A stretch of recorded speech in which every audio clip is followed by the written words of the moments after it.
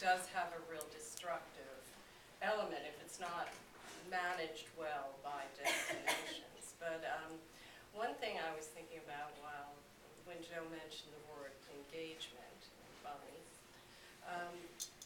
that travel is so much about engagement, and it's engagement with place and culture, and one thing that I think is crucial is the protection of the distinctiveness of place.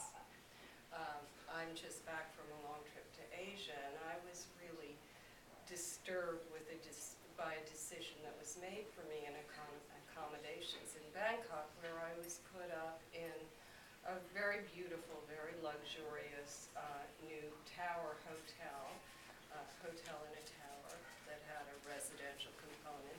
But the problem was I didn't know where I was. You know, when I woke up in the middle of the night, I had no idea. And then I went over, the Oriental Bangkok had won an award from us in our World's Best Awards for Best City Hotel in Asia. And we did very short, but I think nice awards presentation at the hotel. And I went there and I said, oh, now I know where I am. So, you know, and one thing that has made me very happy in hotels is to see with companies like Banyan Tree, King Pacific Lodge, Kempton, there's a sense of place, of destinations, of preserving the uniqueness of destinations. And I think this fits in very well with the conservation effort for nature and culture and local peoples to continue to preserve and foster the uniqueness of place, and to provide people with the opportunity to experience something that is distinctive, and also that shows you something about the world you didn't know, and that maintains the quality of differentiation and wonder in the world.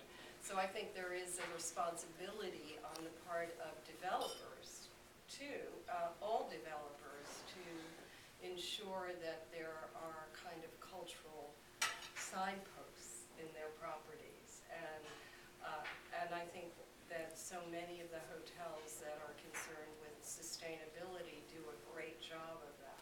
And a word about airports. I've spent time recently both in Frankfurt and San Francisco, and also Schiphol in Amsterdam, and I think the airport experience is so crucial. And as bad as the lines are, some of these rigors of security, you can really have a wondrous time at an airport, and also that they are so conscious of their global citizenship. And though we can't do that much about reducing emissions on airplanes, airports can be responsible and also embracing of travelers. Amy, I'll add something before we break for lunch. You know, Nancy told me in the first time we sat down here when I came to travel, and we heard this mantra of, she thinks the world would be a better place if people traveled more, and it means a lot to me, and I think there's a lot of different ways to look at it. And for me, in the context of this conversation, if you think about, the mid-2000s when the economy was so much better, and people had, they weren't worried about the government, the economy as much, right? So they had more time to take up their causes that had to do with the environment. And of course now, it's about Occupy Wall Street. It's about, the different problems, right? So to some extent, the environmental will take a back seat. But when you travel, especially for leisure, it gives you the chance to get away from the day-to-day problems of, paying the tuition and the mortgage.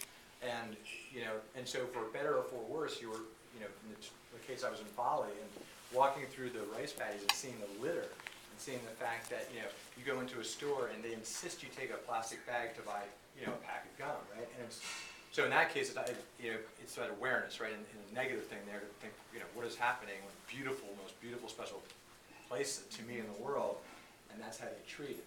of course, the other side of it is that you're at one of your great properties and what you all are doing, and you get to see what is good in the world from an environmental standpoint. So I think this idea of awareness of that travel allows you to take you out of your day-to-day routine and think more about this idea, and hopefully come back and you do something. I want to say one more thing, follow up on another point. Was it you, Joe, who talked about hotels as kind of as places that learning?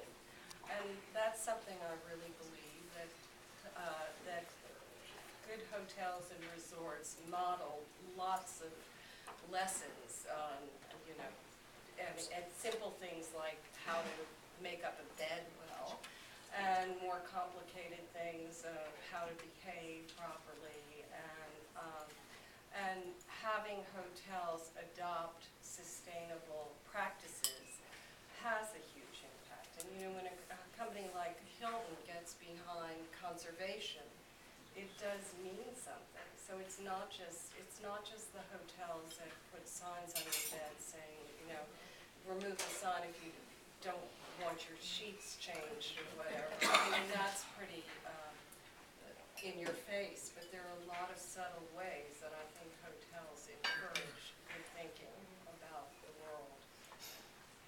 Why don't we